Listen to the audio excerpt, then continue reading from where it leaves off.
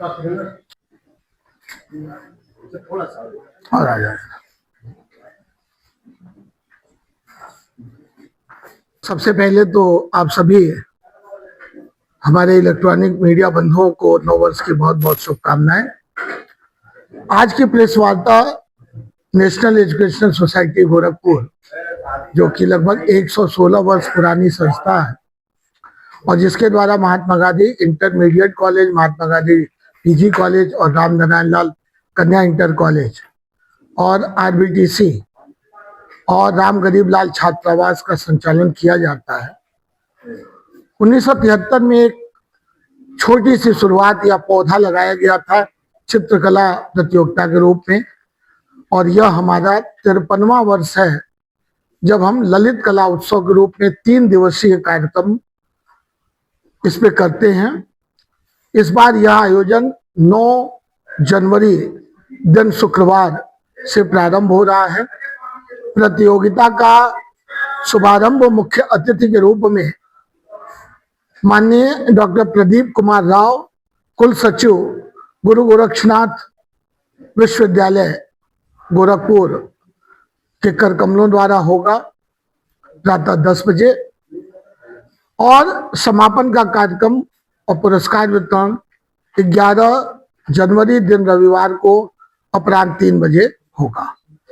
जो कार्यक्रम इस प्रतियोगिता में आयोजित किए जा रहे हैं इस बार, वह हमारे जो पूर्व सोसाइटी के पदाधिकारी रहे हैं, प्रकाश नारायण श्रीवास्तव जी, प्रेम नारायण श्रीवास्तव जी, श्री श्रीकृष्ण श्रीवास्तव जी, राय बहादुर राम गरीब लाल जी, राय बहादुर राम नारायण लाल जी, उनके भाई हर नारायण लाल जी, श्रीमती सरोज श्रीवास्तव जी और श्री श्रीकृष्ण श्रीवास्तव जी। इसमें कुल 12 प्रतियोगिताएं आयोजित की जा रही हैं, जिसमें पहला निबंध जो कि हिंदी और अंग्रेजी दोनों विषयों में होगा, और कनिष्ठ वर्ग के लिए विषय है वंदे मातरम की 150 वर्षों की यात्रा, वरिष्ठ वर्ग के लिए ऑपरेशन सिंदूर एक शौर्य गाथा, और स्नातक स्नातकोत्तर वर्ग के लिए है विशेष गहन पुनरीक्षण SIR का महत्व। फिर भाषण प्रतियोगिता होगी 10 जनवरी को। इसमें कनिष्ठ वर्ग, वरिष्ठ वर्ग और विशिष्ट स्नातकोत्तर वर्ग है। यह भी हिंदी और अंग्रेजी दोनों माध्यम में होगी। विज्ञान प्रदर्शनी का आयोजन सरोज श्रीवास्तव जी की स्मृति में एकल नृत्य और वादन प्रतियोगिता, यह 9 जनवरी को और 10 जनवरी को हो रही है। इसके बाद जो हमारा मुख्य कार्यक्रम होता है, जिस दिन सारे सितारे आसमान के जमीन पर उतर आते हैं, यानी छोटे बच्चे शिशु वर्ग से लेकर और स्नातकोत्तर वर्ग तक, चित्रकला प्रतियोगिता का आयोजन 10 जनवरी को सुबह 9 बजे से होगा। फिर एकल गायन प्रेम नारायण श्रीवास्तव जी की स्मृति में, पाक कला कुकिंग कंपटीशन और योग प्रतियोगिता जो 9 जनवरी को होगी, उसका आयोजन होगा। इसके बाद कृष्ण श्रीवास्तव जी की स्मृति में एकांकी प्रतियोगिता और स्वरचित काव्य पाठ। राय बहादुर राम गरीब लाल जी जो हमारे संस्थापक रहे हैं, उनकी स्मृति में क्विज प्रतियोगिता का आयोजन होगा, जो कि यह क्विज प्रतियोगिता इस नगर की पिछले लगातार 10 वर्षों में अपनी अलग पहचान बना चुकी है, और यह कनिष्ठ वर्ग से लेकर महाविद्यालय स्तर और विश्वविद्यालय स्तर तक आयोजित होती है। यह सारा का सारा कार्यक्रम का जो मुख्य मंच होगा वो हमारे महात्मा गांधी इंटरमीडिएट कॉलेज का जो मैदान है वहां मुख्य मंच होगा।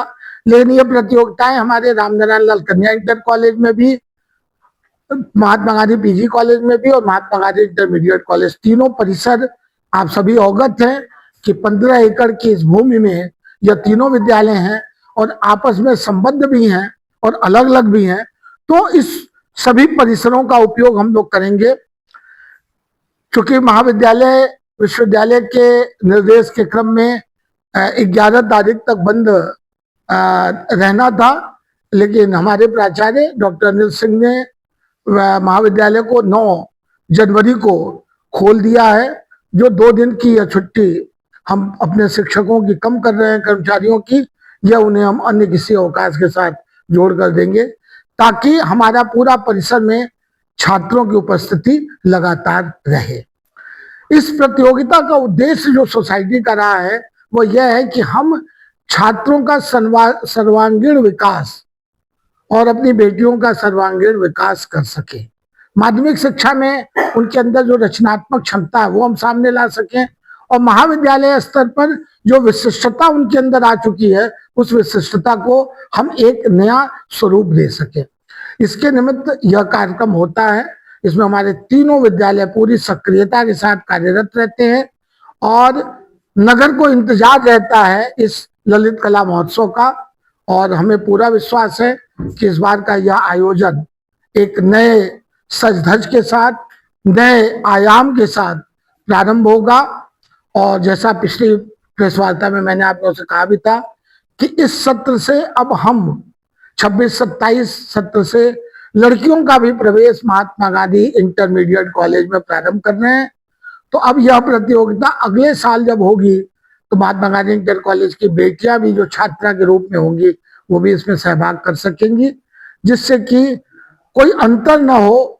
पुरुष और नारी दोनों को समान अवसर सोसाइटी अब हमारी देना चाहती है शिक्षा के क्षेत्र में। तो यह उद्देश्य कुल मिलाकर हमारा